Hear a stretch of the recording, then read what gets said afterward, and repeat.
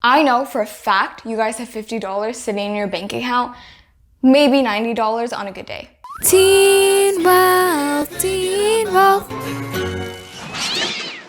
Hey guys, Teen Wealth here, and today I'm going to teach you how you can spice up your bank account. What did you think? But in all seriousness, I'm going to teach you how you can build wealth when you're in your teenage years and also when you're in your 20s. So the main difference of being rich and being wealthy is when you're rich, you usually have just one source of income, and additionally, if you lose that one source of income and you lose that job, all that money just goes away. And for being rich, all that money is short term and it's temporary. But whereas when you're wealthy, that money is long term and you're gonna have it forever. So when you're rich, you usually only have one source of income, and when you're wealthy, you have multiple sources. Also, people who are wealthy focus on investing too. So if you guys want to be wealthy, and who doesn't, I'm going to teach you how you can start building that right now. So I'm going to give you guys 3 tips on how to do this. The 3 tips I'm going to show you today are opening up a savings account, getting a credit card, and also where you can put your money. So tip number 1 is to open up a savings account where your money doesn't get taxed the second you turn 18. It's best to open it as soon as possible so you can start contributing to it ASAP. So as for my US citizens, you're going to open up a Roth IRA, which historically has had an annual return or interest rate of 8 to 10%.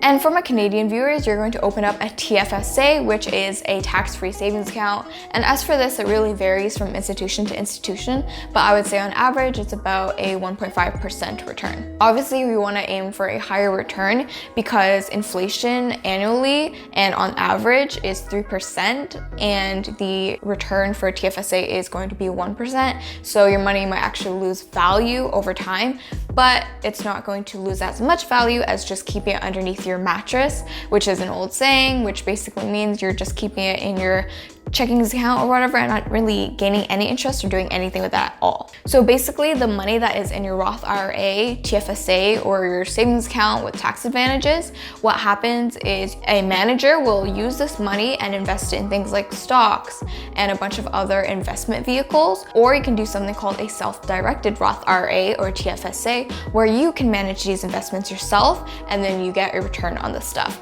And I can make a whole video on this, which comment down below if you want me to do, but we're gonna move on to the next tip because I can talk about this all day. Okay, so for tip number 2, you're going to open up a credit card the second you turn 18. So once that clock hits 12, you're gonna be running to the bank, and even if they don't let you in, just bang on the door, even if it's closed, just beg them. I'm just kidding, but if you don't do it, you're gonna turn into pumpkin.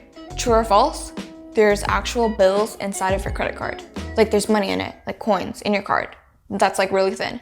False. I hope you got that one right. But first, when you get your credit card, you're not going to be able to loan large sum of monies. So don't even go thinking about buying that private jet or that Lamborghini yet. Okay, you need to build your wealth first.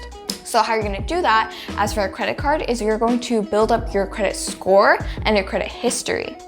So let's say I go to Heavenly IKEA and I want to buy, let's say, a dresser for about $200. But instead of using cash, I'm going to use my credit card knowing I can pay it back as soon as possible. So my credit card statement is going to be $200 for that dresser, and I get billed that amount of money. Then I pay it back in full before the billing date, so I don't need to pay back additional interest on top of this.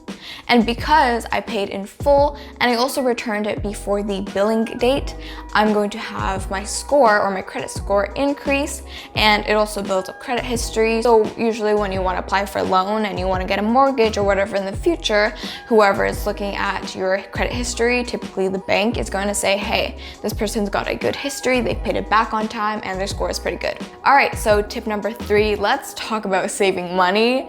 So this one's a pretty big one. I know you guys want to buy your iPhones and DoorDash Baja Blasts all day, but I suggest following the 7-20-10 budgeting rule.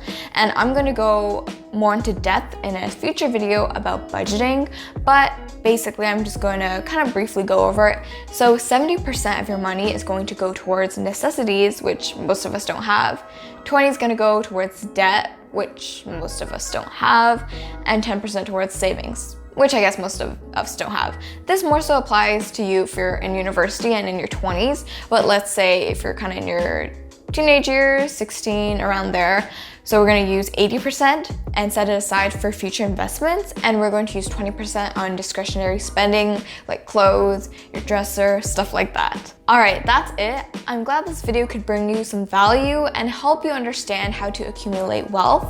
And if you ever get rich, I'll see your kids at Harvard. Just have them message me on LinkedIn.